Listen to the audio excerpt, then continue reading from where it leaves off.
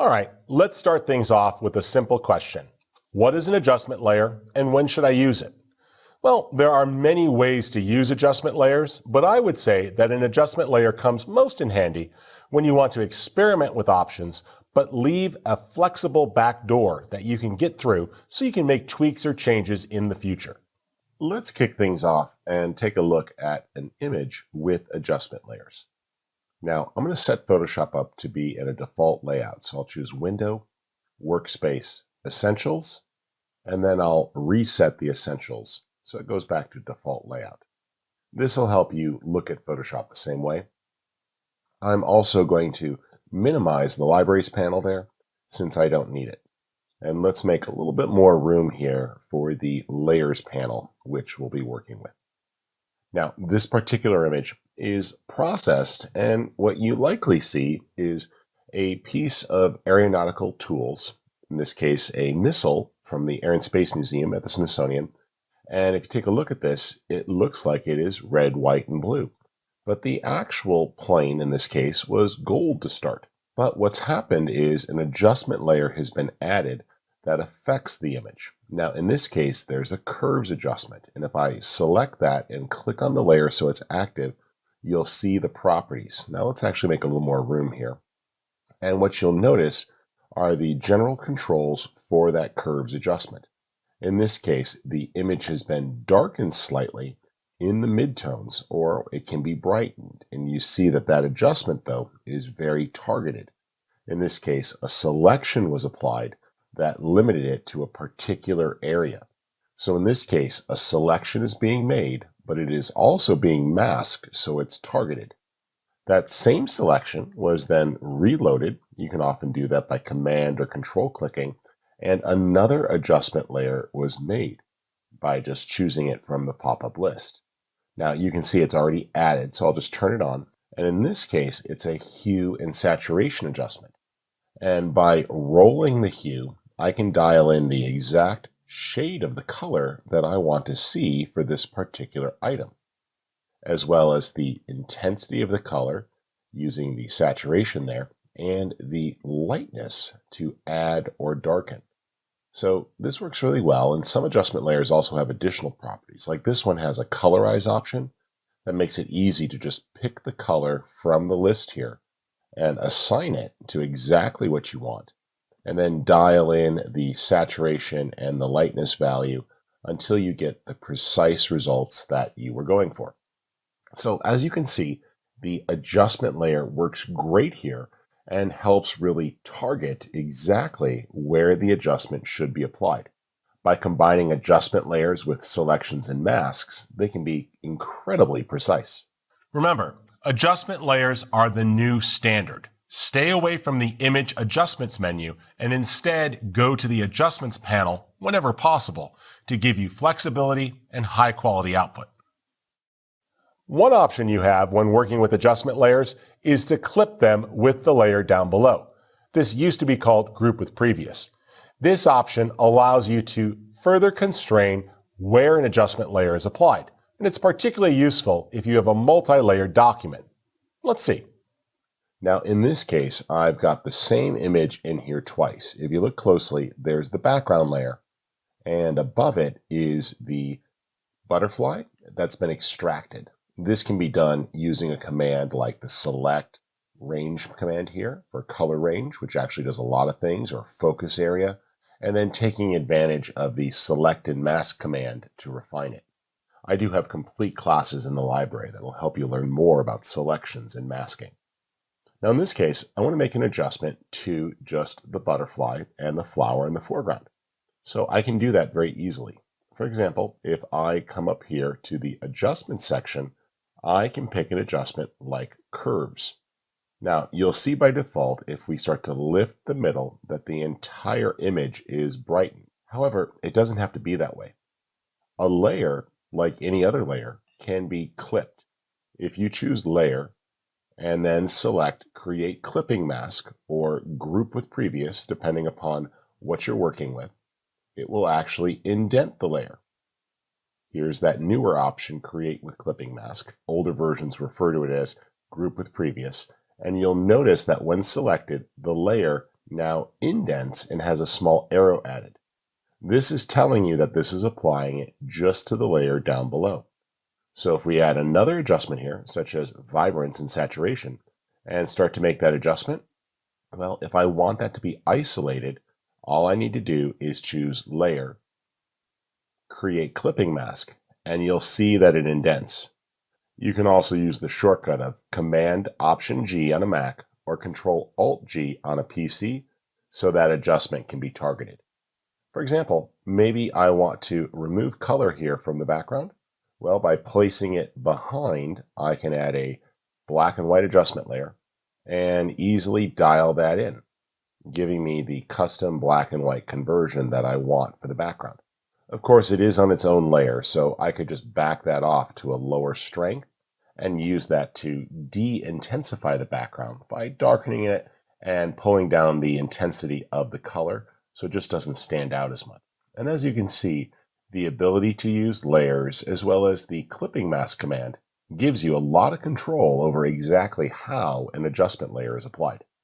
Remember, when working with a multi-layered image, always consider the clipping mask command to really be in precise control of how an adjustment layer is applied. And stacking order matters, so pay attention to your layers panel and make sure that things are arranged in the order that you need. While adjustment layers are quite powerful, the ability to combine them with selections makes them infinitely more useful. Photoshop offers several incredible selection tools. I'd like to show you a few of my favorites and how those selections can be stored right with the adjustment layer by adding a layer mask. Let's revisit that concept of masks a bit more. In this case, you see a scooter shot on the streets in Italy, and it looks very much like a blue scooter. However, if I turn off that adjustment layer, you'll see it was in fact red. Well, in order for this to work, it's important that the adjustment is precisely applied. For example, if we take a look here at just this layer and disable the mask, you'll see that if it's applied everywhere, we get unwanted shift. And so it's important that we control exactly where this falls by using something like a selection tool. Let's turn that layer off and start this from scratch. I'll choose the background layer here, and I'm going to invoke one of the many selection commands. One of my favorites is Select Color Range, and this makes it easy to choose an area. So if I click here, it starts to make a basic selection. Now, holding down the Shift key, I can drag through to select more areas and add it to my selection. Additionally, I can also just click here on the thumbnail or the mask, and it's going to update as you see there. But maybe it starts to select things you don't want, like in this case, the background that also had some red. So I can try the localize color option if I want, and it's a little more precise. Now, by adjusting the range, I can control how far each click adds. So you see here, I can start to go in and pick up more of the scooter, getting the shadows and the shade there, getting the handles, but then holding down the Option key or Alt key to subtract and remove. And you can watch what happens. You can also find it useful to click right there on the image. Additionally, besides the range command, the fuzziness command is going to control what else is picked up. So you can combine those two together to add or subtract as needed to really get a precise selection. And in the case here of this plasticky and metal object, a little bit of shininess and some fall off is pretty important. Now what I can do is click the OK button to invoke that and turn it into a selection. Now you might not know exactly what's being selected here because the marching ants really only show up for things that are over a 50% selection. If you want to change that, you can also go to Select and choose the Select and Mask command, and this will give you some visible feedback. Now it's very easy to start to play with sliders like edge detection here and smart radius, and it starts to adjust and grow. You can also smooth things out a little bit if there's holes in the mask, or even shift the edge in or out to expand it. And this makes it easy. You'll notice too that holding down the Shift key here, you can actually start to click and drag, and more areas are going to be added to the selection and then it will refine. So you can combine these as needed or even just drag through without the shift key and let the tool do its magic as it tries to find more areas. I find that these two working together tend to be a great way to make a more accurate selection, and it can help me really refine what should be chosen. So the color range command is very useful, but the select and mask command gives you great visual feedback. Now I like this, but I'm concerned that possibly the Vespa here might get colorized, so we might have to paint that out. But let's click the OK button here and tell this to output to a selection. Now you see we've got a great active selection. And under the adjustment section, there's a myriad of tools to try, but we'll go with the simple one here of hue saturation. Now, by checking the colorize box, it's very simple to drag through and pick the color that you want and dial that in so it looks good. In this case, I see that a few areas were missing, so I can still select that mask and then just add to it. I'll press B for my brush tool, and then I can come on over here and choose a brush from the available brush settings. Now what I can do is paint with white. And you see, it's very easy to add or subtract. If you were to paint with black, it would become removed. So this just makes it simple to go through and paint in the color shift or hue as needed. Now, besides using a paintbrush tool, you can also go in and refine the mask, playing with select and grow commands, but sometimes it's just a matter of a little bit of trial and error, and the ability to touch up is important. Scrolling through, it looks great. I just want to remove that here on the word Vespa, so I'll switch this over to black. And now I can paint to subtract. Now you see it gets a little tricky there. Depending upon the accuracy, you might have a hard time. So this is where it might work to actually turn that off and select the layer. Now, using a tool like the magic wand, I can actually just start to click and select that. Or you can use a different tool that's similar called the quick selection tool. It's actually located here with the magic wand. And this allows you to just click and start to make a basic selection. So here, all I'm doing is clicking on the words to select them.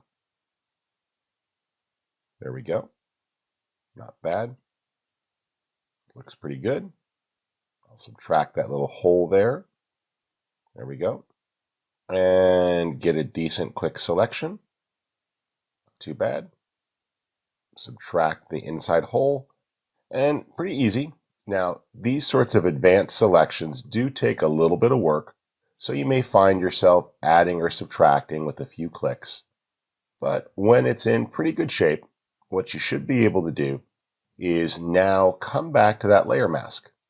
And if I don't want to affect that letter, I'll just press the delete key, or in this case, Option Delete to fill with the foreground color of black, and you see it removes it. So these advanced masks do take a little bit of work, but what you can do is paint to add or subtract. So if I want to remove from the mask, I'll just click and paint with a black paintbrush, and I can subtract. And all I'm doing here is shift clicking to remove. If you need to add, flip on over to white and paint. And between soft edge brushes, lower opacities, and a few strokes, what you should find is it's not that hard to fill in any of these areas. Now that that looks good, I'll just zoom back out and take a look at the rest of the image. And I see a few small areas here, so we'll paint. There we go. And I am just painting with white to add to the mask where I want the color shift to occur. By zooming in on the high-res image, it's not that hard to touch this up. And remember, if you get something you don't want, just flip over to black and you can paint. And as you see, with just a little bit of work, we can very quickly shift the colors. There's green, there's blue. And it just gives us a tremendous flexibility to do things like recolor objects. This is very common practice, in fact, for things like this: automobiles, cars, catalogs, products that are for sale. The ability to use an adjustment layer and a mask makes it very simple to recolor an object or make it better match the final results after manufacturing. One of the nicest things about the layer mask is if you have a selection before you add the adjustment layer, the mask is automatically stored. And remember, layer masks are very easy to modify. Besides using an adjustment layer in a mask, one of the most overlooked options is the ability to use blending modes. Changing the blending mode for an adjustment layer completely changes how it's applied. Sometimes you get very creative results, sometimes unexpected results. But what I find is that by understanding blending modes, you can further refine the adjustment layer and often unlock incredible results. Let's take a look at another example with this recoloring. Now, I've opened up a slightly different version with the adjustment layer here, and you see it's applying to the entire image.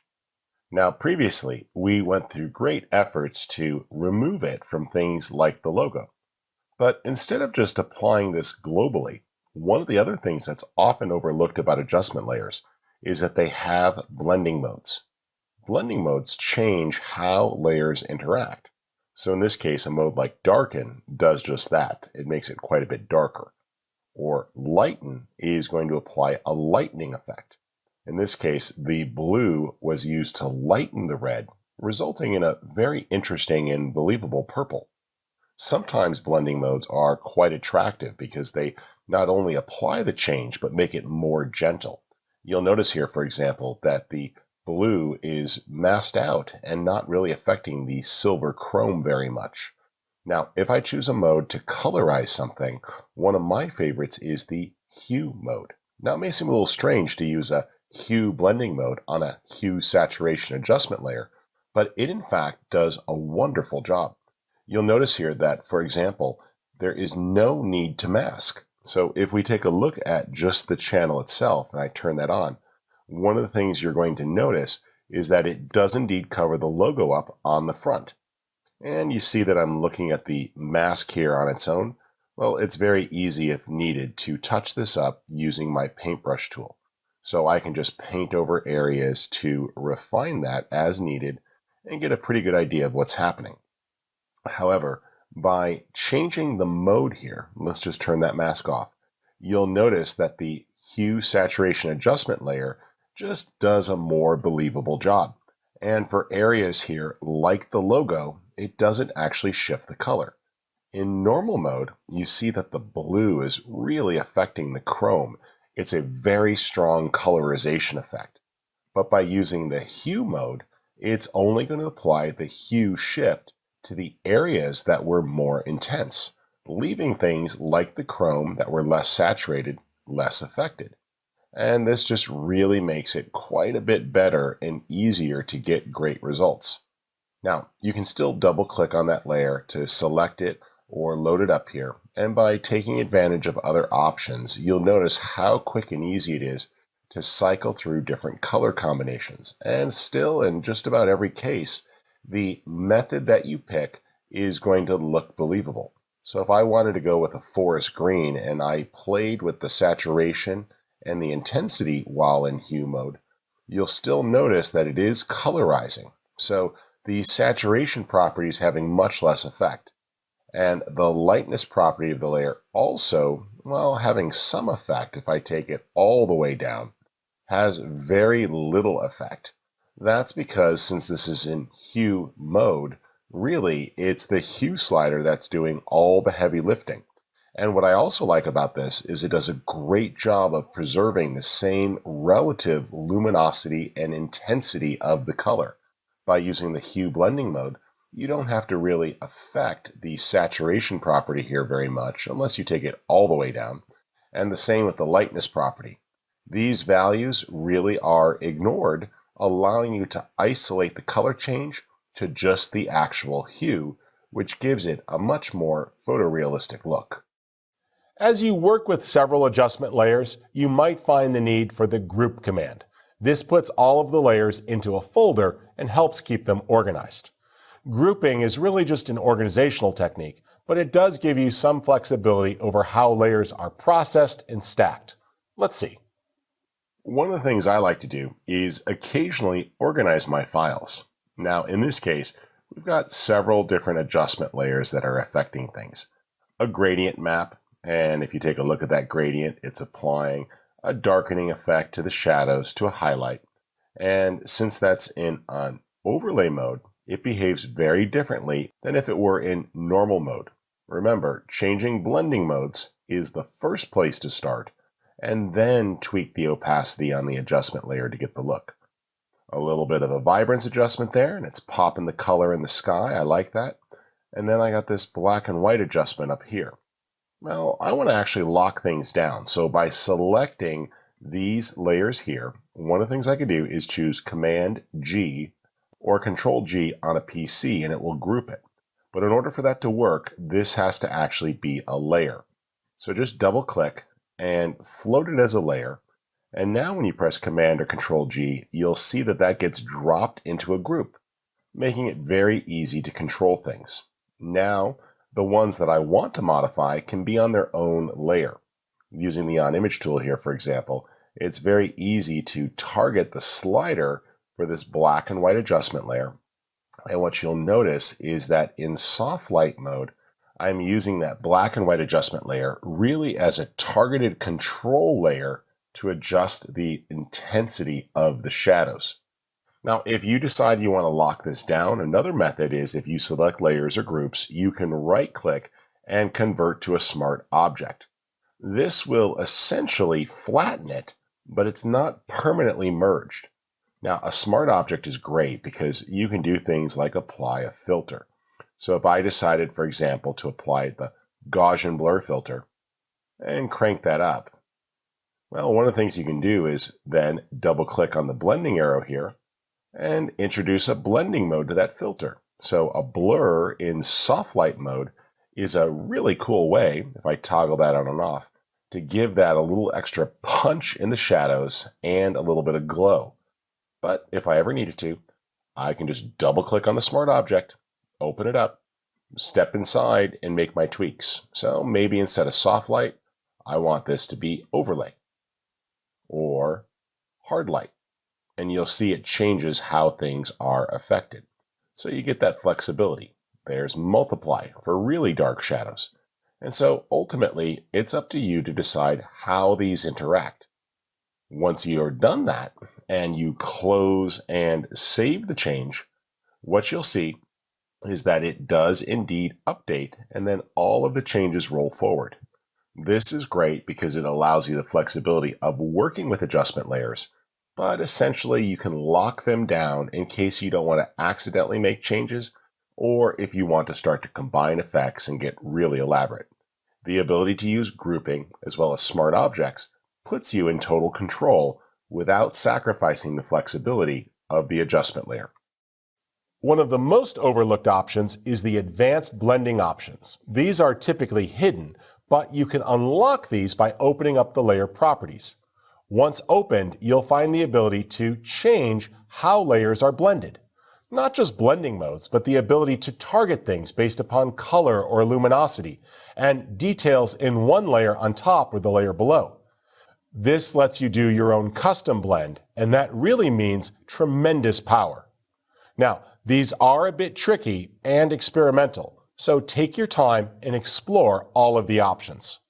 Now, you're probably used to working here and seeing that as you start to add changes, the adjustment layer affects things. In fact, an auto curves adjustment really helped. If you Option or Alt-click on the word auto, you'll see the ability to choose things like enhance per channel contrast and snap neutral midtones. Well, that's a great adjustment to really make an image pop and make sure that the color in each channel comes through. You'll see here that the curve is separate for the red, green, and blue channels. But what about if I want to do something else? Like in this case, I've got this paper texture that I want to blend in. Well, you can of course play with all of the different blending modes, and each of them are going to give you different results that you might like. But you're in even more control if you take advantage of custom blending. Now, what you want to do is double click on a layer and it brings up a new dialog. Normally, this is where you can adjust things like the layer style. But you'll see an option called Blending Options, and this gives you a lot of flexibility. So, for example, under Advanced Blending, I can take a look and say, what do I want to see happen? And we can decide to blend things using different properties or use masks. The real power, though, is down here with the blend if command. So I can say, for example, blend if the layer involves red. So I want this to blend if the underlying layer is red. So if I start to drag this here and remove it away from the red, you see that it skips that area. Well, conversely, maybe I want to drag and ignore things that aren't red. And you see now that the stalks and the shadows really start to come through. Now, it's never perfect, but what we can do here is get it pretty good. And then if you hold down the Option or the Alt key, these sliders can actually be spread apart. And what it does is creates a soft transition. So instead of an absolute slider, you can actually split these and get gentler results. Now you also see that you can control if the image itself is blending. So you can say the top layer versus the underlying layer. Now that that's blended, you can still select other options here. So if I said soft light mode, what you'll notice is that the texture is using the soft light blending mode, but it's being limited to only those areas in the underlying image that were red. If I said, oh, only blend that based on green, well, this would allow me to control where that was being applied. And you see you've got tremendous flexibility. So by blending based on a color or the intensity of color, like the grayscale value, and using a traditional blending mode, you can get some really elaborate results. And what I like here is that that texture layer was able to be added to put a little bit of additional color and a little bit of depth. I like how it takes some of the tomatoes here that are orange and yellow in different shades and just evens that out and really introduces a nice richness and depth. Remember, just double click on the layer and you'll see advanced options. So besides the ability to use blending modes and masks, down below is the blend if command. And this allows you to further limit the blending based upon a color, multiple colors, or the intensity of color. You'll notice that if a layer has advanced blending, a special icon will appear indicating that advanced blending is in use. This is your clue that if you want more control, just double